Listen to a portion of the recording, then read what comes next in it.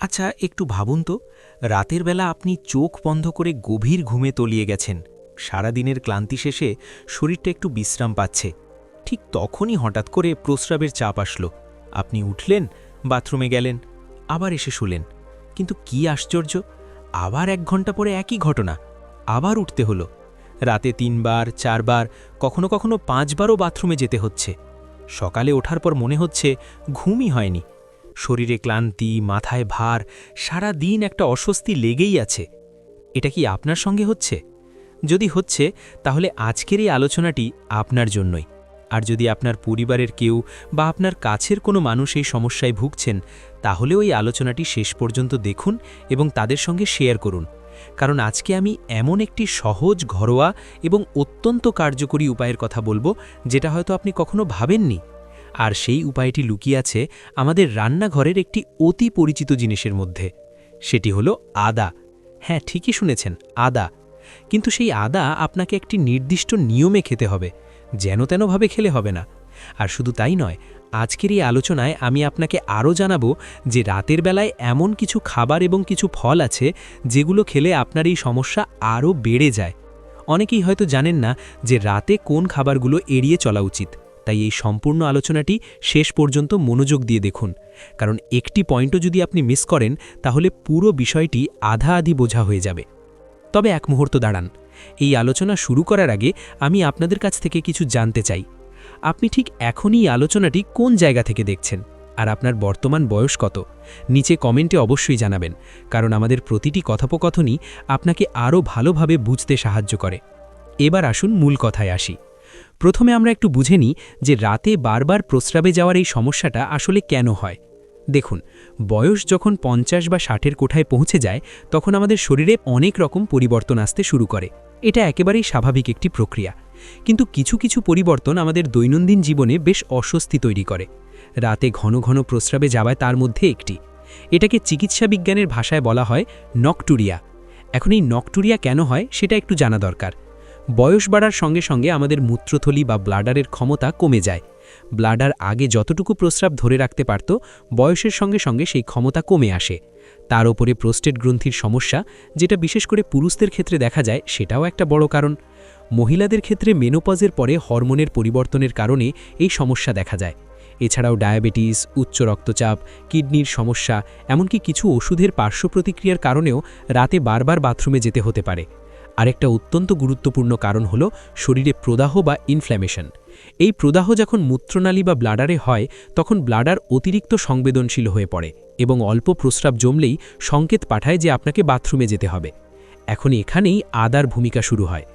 আদা কেন এই সমস্যায় এত কার্যকরী, সেটা আপনাকে একটু বিস্তারিতভাবে বলি। আদার মধ্যে রয়েছে জিঞ্জেরল এবং সোগাও নামের দুটি অত্যন্ত শক্তিশালী প্রাকৃতিক উপাদান। এই দুটি উপাদান আমাদের শরীরে প্রদাহ কমাতে অসাধারণভাবে কাজ করে। যখন মূত্রথলি বা মূত্রনালীতে যে প্রদাহ থাকে, সেটা কমতে শুরু করলে ব্লাডারের অতিরিক্ত সংবেদনশীলতাও কমে আসে। ফলে রাতে বারবার প্রস্রাবের চাপ আসার প্রবণতা অনেকটাই কমে যায়। শুধু তাই নয়, আদা আমাদের রক্ত সঞ্চালন উন্নত করতেও সাহায্য করে।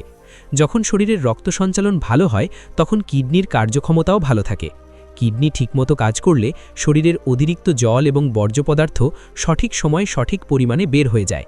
এতে করে রাতের বেলায় অতিরিক্ত প্রস্রাব তৈরি হওয়ার প্রবণতা কমে। এছাড়াও আদার মধ্যে রয়েছে অ্যান্টিঅক্সিডেন্ট, যেটি আমাদের শরীরের কোষগুলোকে ক্ষতির হাত থেকে রক্ষা করে। বিশেষ করে ব্লাডারের কোষগুলোকে সুরক্ষিত রাখতে এই অ্যান্টিঅক্সিডেন্ট গুরুত্বপূর্ণ ভূমিকা পালন করে। এখন প্রশ্ন হলো, আদা কিভাবে খাবেন? দেখুন, অনেকেই আদা নানাভাবে খেয়ে থাকেন। কেউ রান্নায় দেন, কেউ চায় দিয়ে খান, কেউ আবার কাঁচা চিবিয়ে খান। কিন্তু রাতে বারবার প্রস্রাবের এই সমস্যা কমানোর জন্য আদা খাওয়ার একটি বিশেষ পদ্ধতি আছে, যেটি সবচেয়ে বেশি কার্যকরী। সেটি হলো আদার রস দিয়ে তৈরি একটি বিশেষ পানীয়। এটি তৈরি করার পদ্ধতি খুবই সহজ। প্রথমে আপনি এক টুকরো তাজা আদা নেবেন, আনুমানিক 1 ইঞ্চি পরিমাণ। সেটি ভালো করে ধুয়ে খোসা ছাড়িয়ে নেবেন। তারপর সেটি ভালো করে থেতো করে নেবেন অথবা কুচি কুচি করে কেটে নেবেন। এবার একটি পাত্রে 1 কাপ জল নিন এবং সেই থেতো করা আদা সেই জলে দিয়ে দিন। এবার এটি চুলায় বসিয়ে মৃদু আঁচে 5 থেকে 7 মিনিট ফুটিয়ে নিন। যখন জল ফুটবে, তখন আদার রং এবং গন্ধ সেই জলে মিশে যাবে। তারপর চুলা থেকে নামিয়ে একটু ঠান্ডা করুন। এমন তাপমাত্রায় আনুন যাতে আপনি আরামে পান করতে পারেন। এবার এই আদা জলের সঙ্গে আধা চামচ মধু মিশিয়ে নিন। মধু মেশানোর সময় একটা কথা মনে রাখবেন, জল যেন অতিরিক্ত গরম না থাকে, কারণ অতিরিক্ত গরম জলে মধু মেশালে মধুর উপকারী গুণ নষ্ট হয়ে যায়। জল যখন কুসুম গরম থাকবে তখন মধু মেশাবেন। আর চাইলে এর সঙ্গে কয়েক ফোঁটা লেবুর রসও মিশিয়ে নিতে পারেন। লেবুর রস এই পানীয়টির কার্যকারিতা আরও বাড়িয়ে দেয়। এখন এই আদা জল কখন খাবেন সেটা খুবই গুরুত্বপূর্ণ। আপনি এটি বিকেলের দিকে খাবেন, আনুমানিক বিকেল 4টে থেকে 5টার মধ্যে। অনেকে ভাবতে পারেন যে রাতে ঘুমানোর আগে খেলে ভালো হবে, কিন্তু না, রাতে ঘুমানোর ঠিক আগে এটি খাবেন না, কারণ ঘুমানোর আগে কোনো তরল পদার্থ বেশি পরিমাণে গ্রহণ করলে সেটা রাতে প্রস্রাবের চাপ বাড়াতে পারে। তাই বিকেলের দিকে এটি পান করলে আদার উপকারী উপাদানগুলো শরীরে ধীরে ধীরে কাজ করতে শুরু করবে এবং রাতের বেলায় তার প্রভাব পড়বে। আরেকটি ভালো সময় হলো সকালবেলা। সকালে খালি পেটে এই আদা জল পান করলে সারা দিন আপনার শরীরে এর কার্যকারিতা চলতে থাকবে। তবে যাদের গ্যাস্ট্রিকের সমস্যা বা অ্যাসিডিটির সমস্যা আছে, তারা একেবারে খালি পেটে না খেয়ে হালকা কিছু খাওয়ার পর এটি পান করুন। আদা জল ছাড়াও আরেকটি পদ্ধতি আছে যেটি অনেক কার্যকরী। সেটি হলো আদা এবং দারুচিনির মিশ্রণ। আপনি এক টুকরো আদা এবং একটি ছোট দারুচিনির টুকরো একসঙ্গে 1 কাপ জলে ফুটিয়ে নিন। দারুচিনি আমাদের রক্তে শর্করার মাত্রা নিয়ন্ত্রণে রাখতে সাহায্য করে। আর আমি আগেই বলেছি যে ডায়াবেটিস রাতে ঘন ঘন প্রস্রাবের একটি বড় কারণ। তাই যখন আদা এবং দারুচিনি একসঙ্গে কাজ করে তখন একদিকে প্রদাহ কমে, অন্যদিকে রক্তে শর্করার মাত্রাও নিয়ন্ত্রণে থাকে, ফলে দ্বিগুণ উপকার পাওয়া যায়। তবে একটা কথা আমি খুব পরিষ্কার করে বলে দিতে চাই, আদা যদিও প্রাকৃতিক এবং উপকারী, তবুও এটি কোনো ওষুধের বিকল্প নয়। আপনি যদি কোনো গুরুতর সমস্যায় ভুগছেন, যেমন প্রোস্টেটের সমস্যা, কিডনির সমস্যা বা ডায়াবেটিস, তাহলে অবশ্যই আপনার চিকিৎসকের পরামর্শ নেবেন। আদা জল এই সমস্যাগুলোর পাশাপাশি একটি সহায়ক ভূমিকা পালন করতে পারে, কিন্তু চিকিৎসকের পরামর্শ উপেক্ষা করবেন না কখনোই। আর যারা রক্ত পাতলা করার ওষুধ খাচ্ছেন, তারাও আদা বেশি পরিমাণে খাওয়ার আগে চিকিৎসকের সঙ্গে কথা বলে নেবেন, কারণ আদা রক্ত পাতলা করতে সাহায্য করে। তাই এই ধরনের ওষুধের সঙ্গে অতিরিক্ত আদা খেলে সমস্যা হতে পারে। এবার আসুন আরেকটি অত্যন্ত গুরুত্বপূর্ণ বিষয়ে কথা বলি। সেটি হলো রাতের বেলায় কোন কোন খাবার এবং ফল আপনি এড়িয়ে চলবেন। দেখুন, অনেক সময় আমরা বুঝতেই পারি না যে রাতের বেলায় আমরা যা খাচ্ছি সেটাই আমাদের রাতে বারবার বাথরুমে যাওয়ার সমস্যাকে বাড়িয়ে দিচ্ছে। তাই এই বিষয়টা জানা অত্যন্ত জরুরি। পরের পয়েন্টে যাওয়ার আগে আপনার কাছে একটি ছোট্ট অনুরোধ রইল। আমার এই চ্যানেল সুস্থ লাইফ শুধু একটি ইউটিউব প্ল্যাটফর্ম নয়, এটি আমাদের একটি পরিবার, যেখানে আমি এবং আপনি একসঙ্গে চেষ্টা করি 60 বছরের ঊর্ধ্বে সকল মানুষের জীবনে একটু স্বাস্থ্য, একটু সচেতনতা এবং একটু ভালো থাকার আলোর দিশা এনে দিতে। আমি নিয়মিত আপনাদের জন্য নিয়ে আসি এমন সব গুরুত্বপূর্ণ তথ্য যেগুলো আপনার বা আপনার কাছের মানুষের জীবনে বাস্তব উপকারে আসতে পারে। তাই অনুরোধ করব, এই আলোচনা যদি আপনার ভালো লাগছে তাহলে একবার লাইক করে দিন আর চ্যানেলটি সাবস্ক্রাইব করে রাখুন, যাতে ভবিষ্যতে এমন কোনো গুরুত্বপূর্ণ তথ্য আপনার চোখ এড়িয়ে না যায়। এবার আমরা সেই খাবারগুলোর কথা বলি যেগুলো রাতে খাওয়া উচিত নয়। প্রথমেই বলি তরমুজের কথা। তরমুজ একটি অত্যন্ত সুস্বাদু এবং পুষ্টিকর ফল, সেটা অবশ্যই, কিন্তু তরমুজে প্রচুর পরিমাণে জল থাকে। প্রায় 90% বেশি জল থাকে তরমুজে। তাই রাতের বেলায় যদি আপনি তরমুজ খান তাহলে আপনার শরীরে অতিরিক্ত জল ঢুকবে এবং স্বাভাবিকভাবেই কিডনি সেই অতিরিক্ত জল বের করে দেওয়ার জন্য বেশি পরিমাণে প্রস্রাব তৈরি করবে। ফলে রাতে আপনাকে বারবার বাথরুমে যেতে হবে। তাই তরমুজ খান, অবশ্যই খান, কিন্তু দিনের বেলায়। সকালে বা দুপুরে তরমুজ খাওয়া খুবই ভালো, কিন্তু সন্ধ্যের পর তরমুজ এড়িয়ে চলুন। এরপর আসি শশার কথায়। শশাও তরমুজের মতোই প্রচুর জলযুক্ত একটি খাবার। অনেকেই রাতের খাবারের সঙ্গে স্যালাড হিসেবে শশা খান। এটি একটি স্বাস্থ্যকর অভ্যাস, কিন্তু যদি আপনার রাতে ঘন ঘন প্রস্রাবের সমস্যা থাকে তাহলে রাতের বেলায় শশা খাওয়া এড়িয়ে চলাই ভালো। শশার উচ্চ জলের পরিমাণ আপনার সমস্যাকে আরও বাড়িয়ে দিতে পারে। শশা দিনের বেলায় খান, রাতে নয়। এবার একটি ফলের কথা বলি যেটা আমরা অনেকেই রাতের বেলায় খেয়ে থাকি, সেটি হলো কমলা লেবু বা মুসাম্বি। এই সাইট্রাস জাতীয় ফলগুলো অত্যন্ত পুষ্টিকর, ভিটামিন সিতে ভরপুর, কিন্তু এই ফলগুলোতে সাইট্রিক অ্যাসিড থাকে যেটা ব্লাডারকে উত্তেজিত করে তোলে। ব্লাডার যখন উত্তেজিত হয় তখন অল্প প্রস্রাব জমলেই সে সংকেত পাঠায় যে আপনাকে বাথরুমে যেতে হবে। তাই কমলা লেবু, মুসাম্বি, জাম্বুরা এই ধরনের সাইট্রাস ফলগুলো রাতে না খাওয়াই ভালো। এগুলো সকালে বা দুপুরে খান, তাহলে শরীরে ভিটামিন সি এর চাহিদাও পূরণ হবে, আবার রাতে সমস্যাও হবে না। আনারসের কথাও এখানে বলা দরকার। আনারস অত্যন্ত সুস্বাদু একটি ফল এবং এতে ব্রোমেলিন নামে একটি এনজাইম থাকে যেটা হজমে সাহায্য করে, কিন্তু আনারসেও অ্যাসিড এবং উচ্চ পরিমাণে জল থাকে। রাতের বেলায় আনারস খেলে একদিকে ব্লাডার উত্তেজিত হয়, অন্যদিকে অতিরিক্ত জল শরীরে প্রবেশ করে, দুটোই রাতে প্রস্রাবের সমস্যা বাড়ায়। তাই আনারসও দিনের বেলায় খাওয়া উচিত, রাতে নয়। এবার ফলের বাইরে কিছু খাবারের কথা বলি। প্রথমেই বলি ঝাল খাবারের কথা। রাতের বেলায় অতিরিক্ত ঝাল খাবার খেলে সেটা ব্লাডারে জ্বালা পোড়া তৈরি করতে পারে এবং ব্লাডারকে অতিরিক্ত সক্রিয় করে তোলে, ফলে রাতে বারবার প্রস্রাবের চাপ আসে। তাই রাতের খাবারে অতিরিক্ত ঝাল এড়িয়ে চলুন। মাঝে মাঝে হালকা ঝাল থাকলে সমস্যা নেই, কিন্তু অতিরিক্ত মরিচ, গরম মশলা এগুলো রাতে কম ব্যবহার করুন। চা এবং কফির কথাও বলা দরকার। দেখুন, অনেকেই সন্ধ্যের পর চা বা কফি পান করেন, কিন্তু চা এবং কফিতে ক্যাফেইন থাকে। ক্যাফেইন একটি মূত্রবর্ধক পদার্থ, অর্থাৎ এটি শরীরে প্রস্রাবের উৎপাদন বাড়িয়ে দেয়। তাই সন্ধ্যের পর চা বা কফি পান করলে রাতে প্রস্রাবের সমস্যা বাড়তে পারে।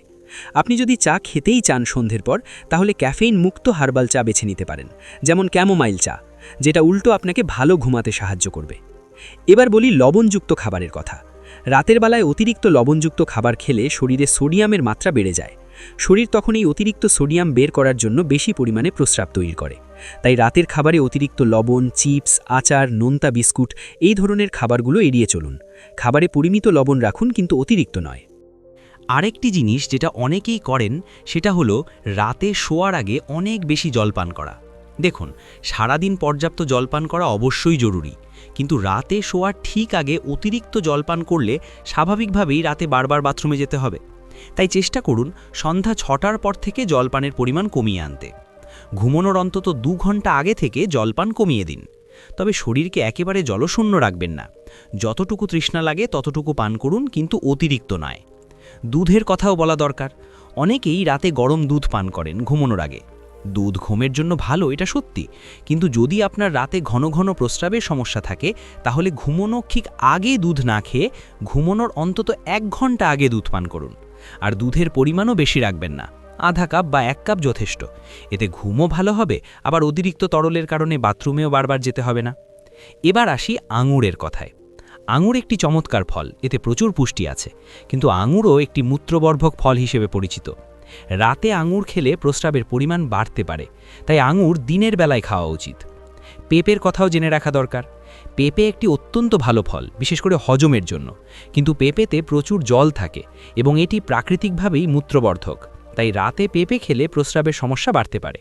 পেঁপে সকালে খান, এটি আপনার হজম শক্তি বাড়াবে এবং কোনো সমস্যাও হবে না। এবার একটি অতিরিক্ত টিপস দিই আপনাদের, যেটা আদা খাওয়ার পাশাপাশি করলে আরও ভালো ফলাফল পাবেন। সেটি হলো কেগল এক্সারসাইজ। এটি একটি অত্যন্ত সহজ ব্যায়াম, যেটা আপনি ঘরে বসেই করতে পারেন। এই ব্যায়ামে আপনাকে পেলভিক ফ্লোরের পেশিগুলোকে শক্তিশালী করতে হয়।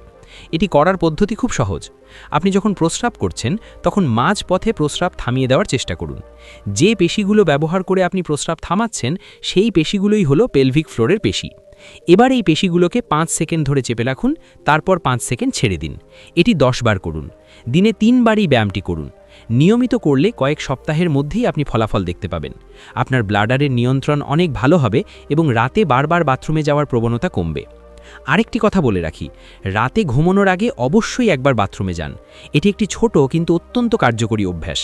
ঘুমানোর ঠিক আগে ব্লাডার পুরোপুরি খালি করে ঘুমালে রাতে প্রথম কয়েক ঘন্টা নিরবিচ্ছিন্ন ঘুম হওয়ার সম্ভাবনা অনেক বেড়ে যায়। আর ঘুমানোর সময় শোয়ার অবস্থানও কিন্তু গুরুত্বপূর্ণ। চিত হয়ে শোয়ার চেয়ে পাশ ফিরে শোয়া অনেক সময় ভালো। বিশেষ করে যাদের হার্টের সমস্যা আছে, তাদের ক্ষেত্রে রাতে শুয়ে থাকলে শরীরের নিচের অংশে জমে থাকা অতিরিক্ত তরল পদার্থ হৃৎপিণ্ডে ফিরে আসে এবং কিডনি সেটা বের করার জন্য বেশি প্রস্রাব তৈরি করে। তাই পা একটু উঁচু করে শোয়ার অভ্যেস করলে এই সমস্যা কমতে পারে। এখন সবশেষে আরেকবার পুরো বিষয়টি সংক্ষেপে মনে করিয়ে দিই। আদা জল বিকেলে বা সকালে পান করুন নিয়মিত। আদার সঙ্গে দারুচিনি মেশাতে পারলে আরও ভালো। রাতে তরমুজ, শশা, কমলালেবু, আনারস, আঙুর, পেঁপে এই ফলগুলো এড়িয়ে চলুন। অতিরিক্ত ঝাল খাবার, লবণযুক্ত খাবার, চা, কফি, চকলেট রাতে খাবেন না। সন্ধ্যার পর জলপান কমিয়ে দিন। ঘুমানোর আগে একবার বাথরুমে যান। আর কেগেল এক্সারসাইজ নিয়মিত করুন। দেখুন, এই ছোট ছোট পরিবর্তনগুলো আপনার জীবনে আনলে আপনি নিজেই অনুভব করবেন যে রাতে বারবার বাথরুমে যাওয়ার সমস্যা ধীরে ধীরে কমে আসছে, ঘুম ভালো হচ্ছে, সকালে উঠে শরীরে একটা তাজা অনুভূতি হচ্ছে। মনে রাখবেন, ভালো ঘুম হলো ভালো স্বাস্থ্যের প্রথম শর্ত। আর ভালো ঘুমের জন্য রাতে নিরবিচ্ছিন্নভাবে ঘুমানো জরুরি। তাই আজ থেকেই এই অভ্যেসগুলো শুরু করুন। আর হ্যাঁ, একটা কথা সবসময় মনে রাখবেন, আপনার শরীর আপনার সবচেয়ে বড় সম্পদ। এই বয়সে শরীরের যত্ন নেওয়া শুধু নিজের জন্যই নয়, আপনার পরিবারের জন্য। আপনি সুস্থ থাকলে আপনার পরিবার খুশি থাকে। তাই নিজের শরীরের কথা শুনুন, সঠিক খাবার খান, নিয়মিত হালকা ব্যায়াম করুন এবং চিকিৎসকের পরামর্শ মেনে চলুন। আজকের এই আলোচনা যদি আপনার একটু উপকারে আসে, তাহলে আমি ধন্য। আর এই তথ্যগুলো যদি আপনার কাছের কোনো মানুষের কাজে আসতে পারে, তাহলে অবশ্যই তাদের সঙ্গে এই ভিডিওটি শেয়ার করুন। কারণ অনেক সময় একটি ছোট তথ্যই কারো জীবনে বড় পরিবর্তন আনতে পারে। আপনারা সবাই ভালো থাকুন, সুস্থ থাকুন, নিরাপদে থাকুন। আজকের মতো এখানেই বিদায় নিচ্ছি। দেখা হবে পরবর্তী আলোচনায়। ততক্ষণ পর্যন্ত নিজের যত্ন নিন।